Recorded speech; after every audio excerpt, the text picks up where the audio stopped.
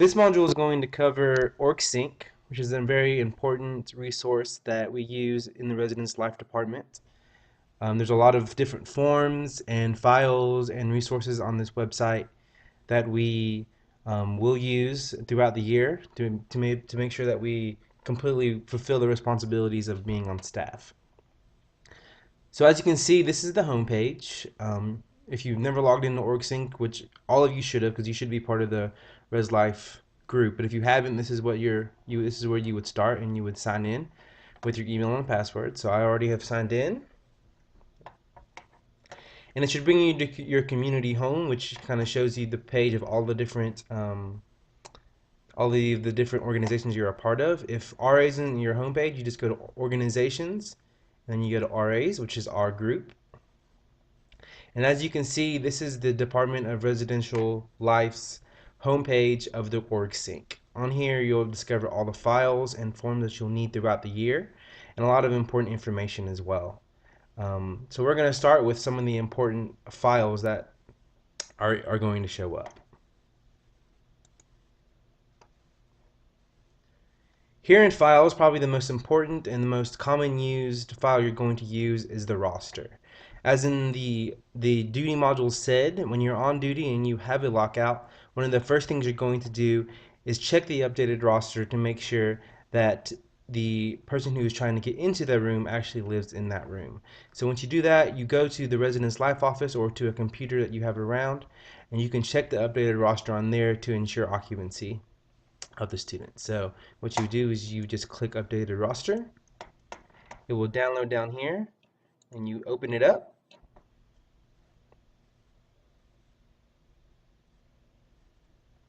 As you can see, this is the updated roster as of 5/21. So you would take their ID or a driver's license, check their name, ask what room they're trying to let in, and if it matches with this room, you're able to let them into the room they're requesting to be let in. Please make sure that the name, the student ID number, and the room all match, as we need to make sure that we are not letting any unauthorized people into any residential room on campus. Also on files, you'll see a couple of very important resources as RAs. For example, sometimes we'll load up some of the slides from our in-service monthly meetings.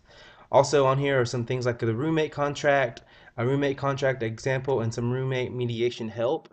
These will help you when you need to make those roommate contracts in the first 30 days with all of your residents. That way you have some help and you have some printouts that you can use with all of your residents.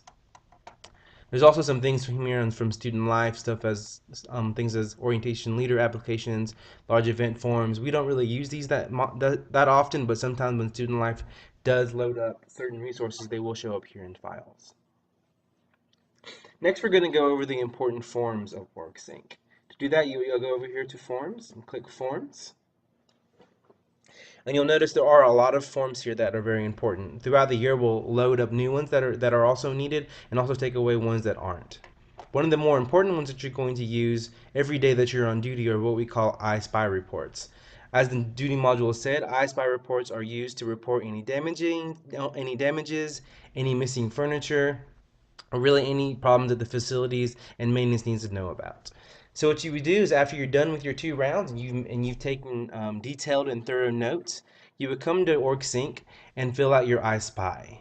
As you can see, there are 4 I-SPY reports, one for the apartments, one for Hornet Village 100, one for Hornet Village 200, and one for the residence halls. What you would do is just click on the community that you're a part of and then fill out that I-SPY report. So for this example, I'm going to use the residence halls. And you go to fill out this form,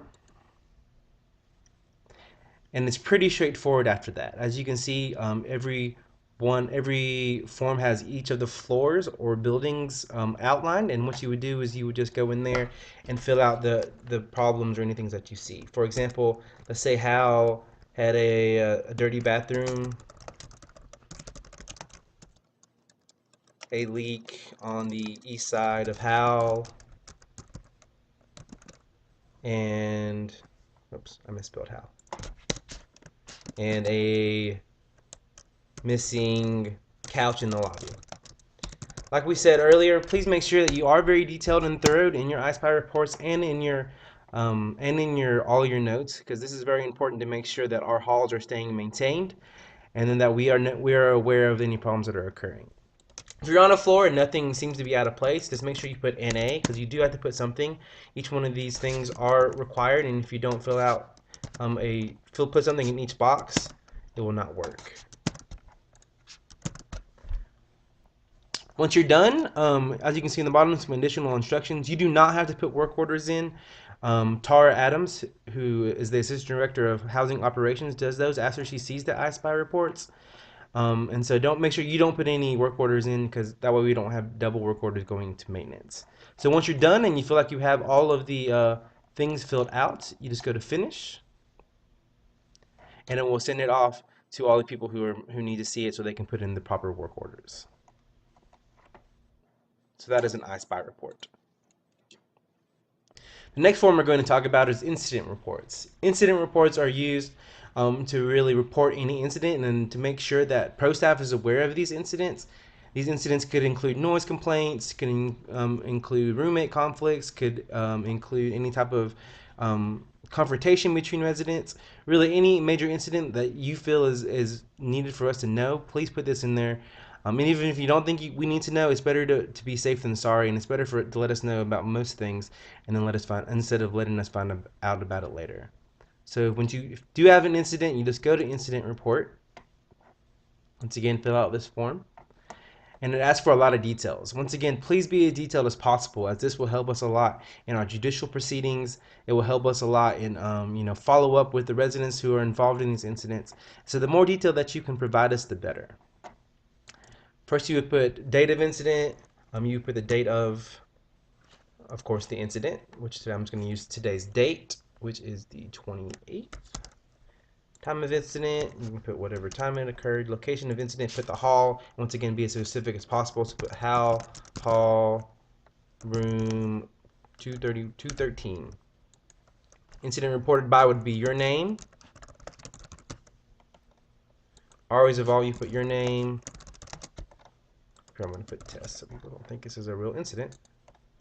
Police involvement, a lot of times with these incidents, there's going to be police involved. This is important. That way, if we need to follow up with the police officer, we know which one we need to talk to. So let's say it's Officer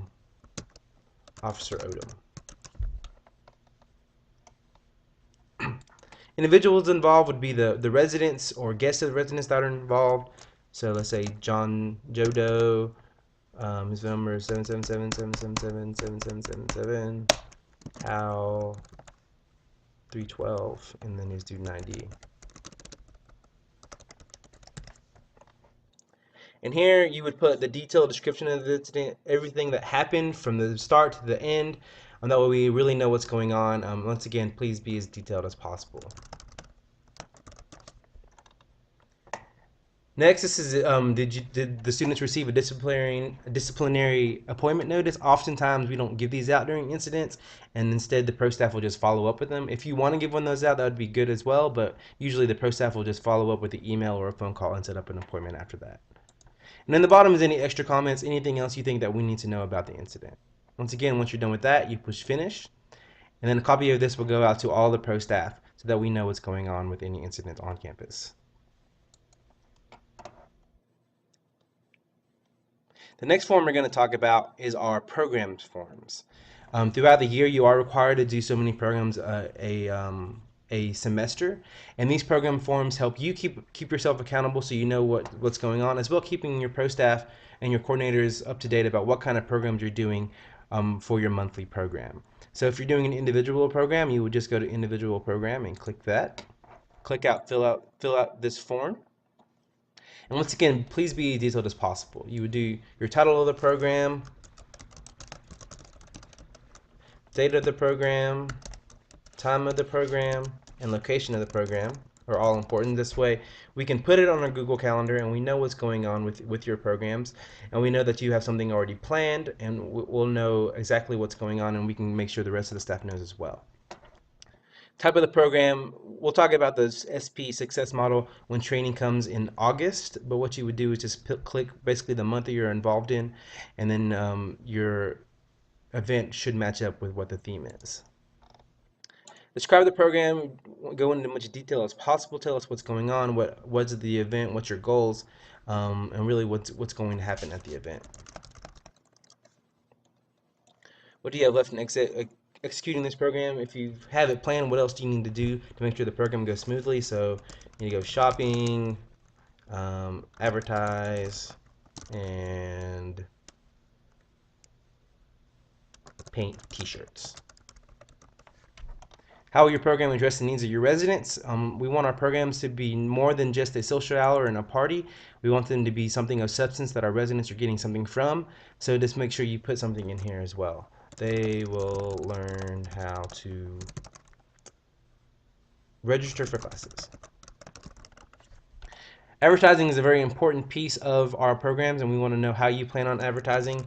Like, we rather do more than just flyers, maybe flyers, advertise in the lunch and stingers, and knock on doors.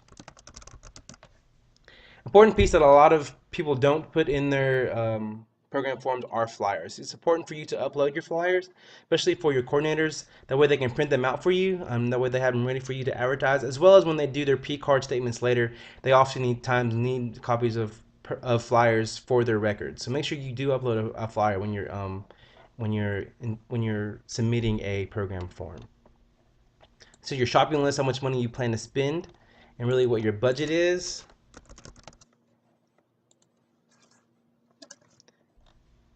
And then this is you acknowledging that you are responsible and must be present for shopping with your items. There's 3 ways you can shop for an item. You can acquire petty cash, you can coordinate a day to shop with myself or the other 2 coordinators or Jenny, or you can pay for the items yourself and get reimbursed later. Please make sure that your arrangements are made 1 week prior to the event. That way we're not panicking last minute to buy your stuff. Once again, once you're done, push finish, and this will go to your coordinators. There are 2 other forms like that for programs. There's a collaborative program form when you're working with your entire hall or another RA, and there's also a Go Big Week one as well if you're doing your Go Big programs.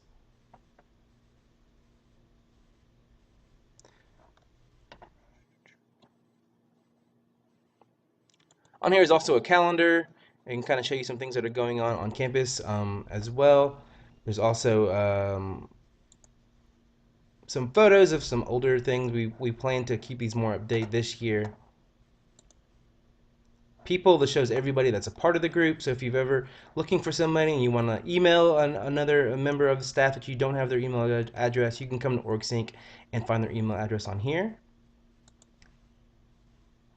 And then communication, there's a couple of things you can do on here: contact books, discussions, email list, if you're looking to contact any of the RAs or pro staff here on staff. So that's OrgSync. It's a very important resource to be used by our RAs and DAs. So make sure that you are using this. Remember, like we said in our module, this is the one of the top ways for us to communicate with you. So please make sure you're checking your OrgSync, you're using it properly, and that you are a part of the group itself. If you have any questions about OrgSync, you can always contact myself or your coordinators or Jenny Brown, and we will be glad to help you out. Thank you, and make sure you take the test after this.